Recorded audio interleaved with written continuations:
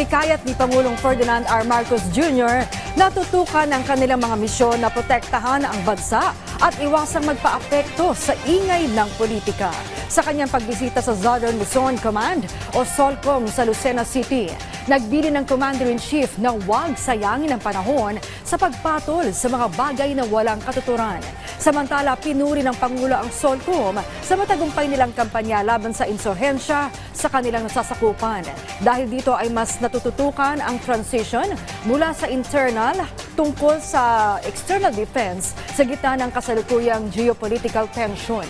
Hindi rin nakaligtaan ng Pangulo na purihin ang mabilis na pagtugon at pagtulong ng sandatahang lakas sa panahon ng kalamidad. Kinumpirma ni Pangulong Ferdinand R. Marcos Jr. na pinigilan niya ang planong impeachment laban kay Vice President Sara Duterte. Binigyang diin ng Pangulo na hindi naman mababago ng impeachment ang buhay ng mga Pilipino. Yan ang ulat ni Bernard Ferrer. Hindi sinusuportahan ni Pangulong Ferdinand R. Marcos Jr. ang mga panawagan para sa impeachment ni Vice President Sara Duterte.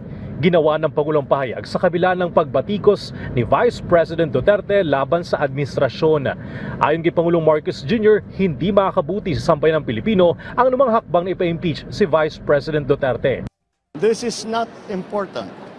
This does not make any difference to even one single Filipino life. So why waste time on this? What will happen to if somebody files an impeachment? It will tie down the House, it will tie down the Senate, it will just take up all the time, and for what? For nothing. For nothing. None of this will help improve a single Filipino life. As far as I'm concerned, it's a storm in a teacup. Kinumpirma rin ni Pangulong Marcos Jr. ang kumalat na text message kung saan hinimok niya ang mga mababatas na wag nang ituloy ang impeachment kay Vice President Duterte.